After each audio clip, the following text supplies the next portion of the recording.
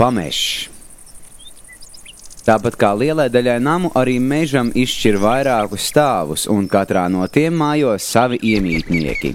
Tieši vairāku stāvu mežaudzes, pateicoties dažādu koku un krūmu sastāvam, uztur mežā īpašu dzīvnieku un augu daudzveidību. Apakšējo stāvojumu zem kokaudzes vainaga klājas sauc par pamežu. Tajā aug tādu koku un krūmu sugas, kuras konkrētos apstākļos nespēja sasniegt kokaudzes augstumu, piemēram, lazdas, pīlāģi, krūkļi un kadiķi.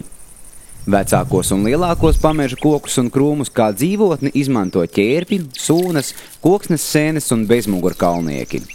Pameža koki un krūmi nodrošina barību, ligzdošanas vietas, patvērumu un slēptuves zīdītājiem, putniem un kukaiņiem. Pameža koki un krūmi mežā rada īpašu mikrovidi.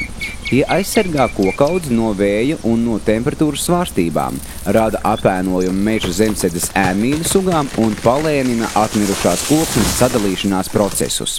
Tādējādi atmirusī koksne spēja ilgāk kalpot kā substrāts retām sugām, sūnām, koksnes senēm un nereti arī kukaiņiem. Biezs pamežs samazina ūdens izraisītu augsnes eroziju mežā, kā arī upju un strautu ezeru krastos.